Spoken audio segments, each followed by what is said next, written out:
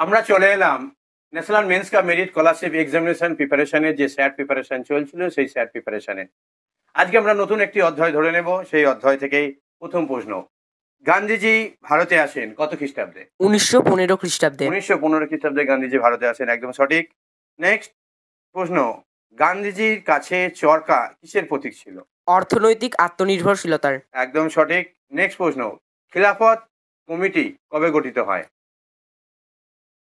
Option দিচ্ছি, 1918 খ্রিস্টাব্দে, 1919 খ্রিস্টাব্দে, 1920 খ্রিস্টাব্দে, 1921 খ্রিস্টাব্দে। 1921 খ্রিস্টাব্দে। না, 1919 খ্রিস্টাব্দে খিলাফত কমিটি গঠিত হয়। ঠিক আছে, মনে থাকবে। হ্যাঁ স্যার।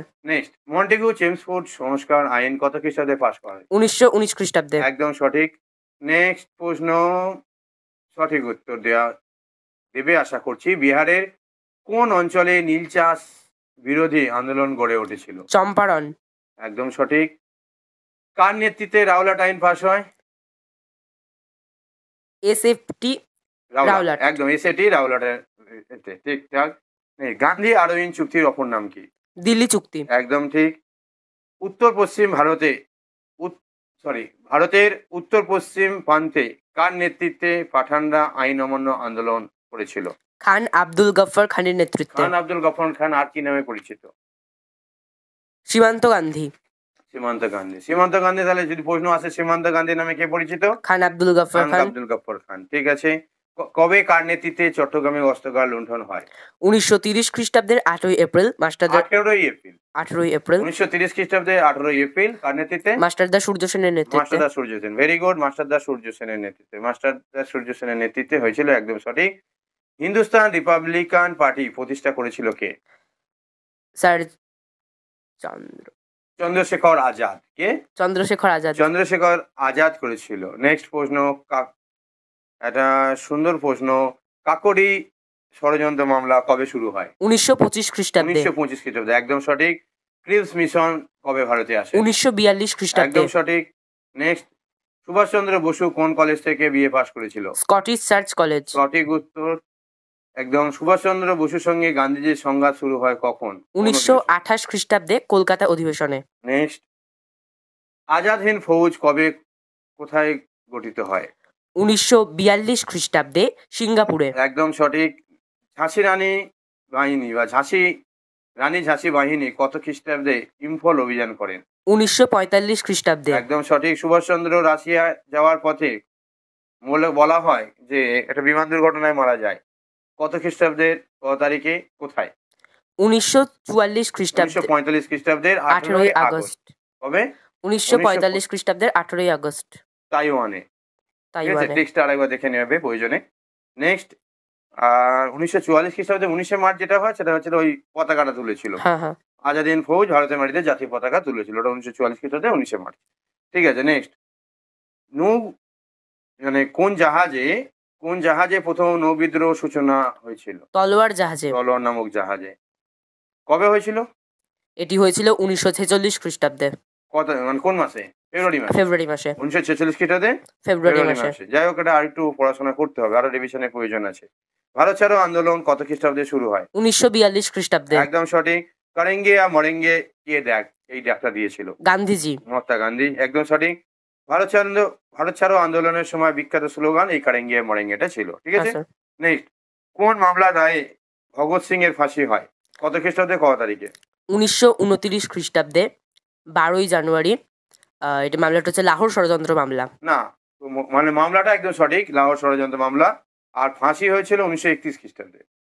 আর 1929 খ্রিস্টাব্দে 8ই এপ্রিল সে ওই ভগৎ সিং কেন্দ্রীয় আইনসভা কক্ষে বোমা ফেলেছিল। ঠিক আছে, আর একটু রিভিশনের প্রয়োজন আছে। নেক্সট প্রশ্ন হচ্ছে, প্রথম বিশ্বযুদ্ধ কোন বছর শুরু হয়? 1914 খ্রিস্টাব্দে। একদম সঠিক। 1919 খ্রিস্টাব্দে ভারত সচিব কে ছিল? মন্টেগু। একদম সঠিক। প্রথম বিশ্বযুদ্ধের সময়ে ভারতের গভর্নর জেনারেল কে ছিল? Lord Chelmsford. চেমসফোর্ড। কে ছিল? Lord Chelmsford. Lord Chelmsford. Mahatma Gandhi Hind Swaraj নামে যে প্রবন্ধটি সেটা কবে প্রকাশিত হয়? 1909 খ্রিস্টাব্দে। একদম সঠিক। রাওলাট সত্যাগ্রহ কত খ্রিস্টাব্দে?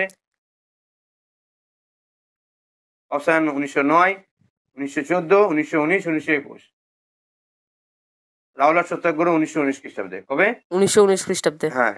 জালিয়ানওয়ালাবাগ ভারতের কোন প্রদেশে অবস্থিত? পাঞ্জাবে। পাঞ্জাব, একদম সঠিক। নেক্সট প্রশ্ন, চৌরি চৌরার ঘটনা হয়েছিল কোথায়? কোন স্টেটে? বোম্বাইতে। না, উত্তরপ্রদেশে।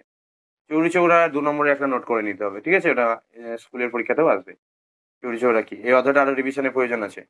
আবার আমরা বসবো এটা। ঠিক আছে? হ্যাঁ স্যার। নেক্সট ডেতে বসবো। স্বরাজ দল কত খ্রিস্টাব্দে বন্ধ হয়?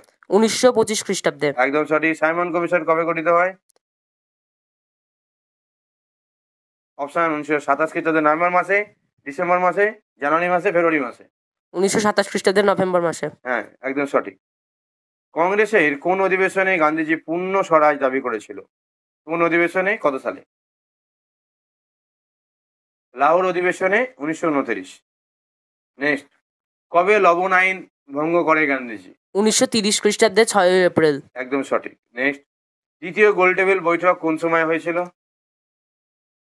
1934 খ্রিস্টাব্দে। 1931 খ্রিস্টাব্দে। কবে হয়েছিল? 1931 খ্রিস্টাব্দে। 1931 খ্রিস্টাব্দে। গান্ধী আরোহণ চুক্তি কবে স্বাক্ষরিত হয়েছিল? 1931-এ 5 মার্চ। কবে? 1931 খ্রিস্টাব্দের 5ই মার্চ। হ্যাঁ। কার নেতৃত্বে জালালাবাদের যুদ্ধ হয়েছিল? মাস্টারদা সূর্য সেন। একদম সঠিক। জালালাবাদের যুদ্ধ কবে হয়েছিল? 1930 খ্রিস্টাব্দে। একদম সঠিক। আসামে ভারত ছাড়ো আন্দোলনের অন্যতম নেত্রী কে ছিল? অপশন, কনকলতা সেন। কনকলতা বড়ুয়া। কে? কনকলতা কনকলতা বড়ুয়া। বড়ুয়া। ঠিক আছে? তমলুকে কে নেতৃত্ব দিয়েছিল পুলিশের গুলি খেয়ে যে মারা গিয়েছিলেন? মাতঙ্গিনী হাজরা। মাতঙ্গিনী হাজরা। একদম সঠিক। অলিন্দ অভিযান কোথায় সংগঠিত হয়েছিল? রাইটার্স বিল্ডিং এ। রাইটার্স বিল্ডিং এর বারান্দায়। একদম সঠিক। 1929 খ্রিস্টাব্দে কেন্দ্রীয় আইনসভা কক্ষে কারা বোমা ফেলেছিল? ভগৎ সিং ও বটুকেশ্বর দত্ত। একদম সঠিক। কোন ভারতীয় মনীষী সাংগঠনিক ভাবনা চিন্তা সুভাষচন্দ্রকে অনুপ্রাণিত করেছিল? স্বামী বিবেকানন্দ। একদম সঠিক। কোন জাহাজে নৌবিদ্রোহ হয়েছিল? তলোয়ার জাহাজে। 1946 খ্রিস্টাব্দে তলোয়ার জাহাজে। ঠিক। আজাদ হিন্দ বাহিনী সৈন্যদের বিচার হয়েছিল কোথায়? কেন্দ্রীয় আইনসভায়, রাইটার্স বিল্ডিং এ, সুপ্রিম কোর্টে, দিল্লি লালকেল্লায়। দিল্লি লালকেল্লায়। লালকেল্লায়। একদম সঠিক। কবে আজাদ হিন্দ বাহিনী কোহিমা অবরোধ করে? এটা 1944 খ্রিস্টাব্দের এপ্রিল মাসে। কবে? 1944 খ্রিস্টাব্দের এপ্রিল মাসে। হ্যাঁ। সুভাষচন্দ্র দেশ ত্যাগ করেছিল কবে?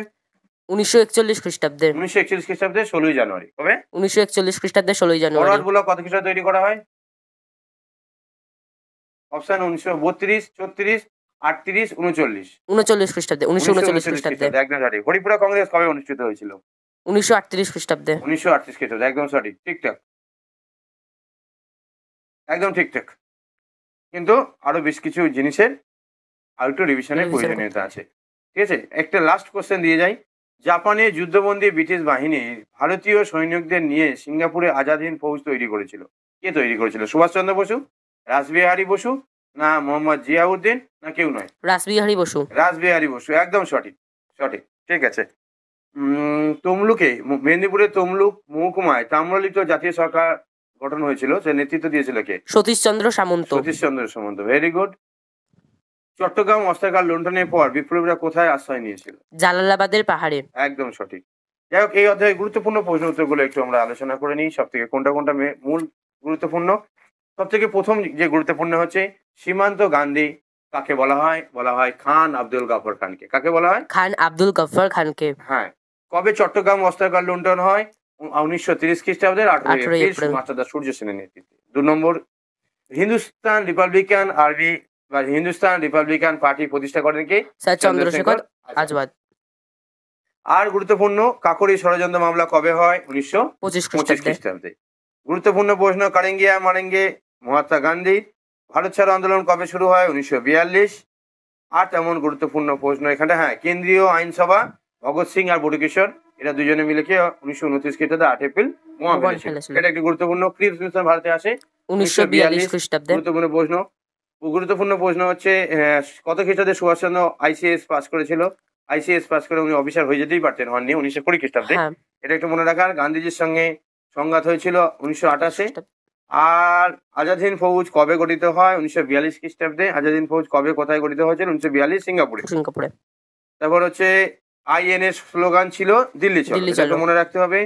সুভাষচন্দ্র কবে আজাদ হিন্দ ফৌজের নিয়ে সুভাষচন্দ্র কবে কোথায় আজাদ হিন্দ বা স্বাধীন ভারতের যুদ্ধকালীন সরকার প্রতিষ্ঠা করেছিল? সিঙ্গাপুরে 1943 খ্রিস্টাব্দে 21 অক্টোবর।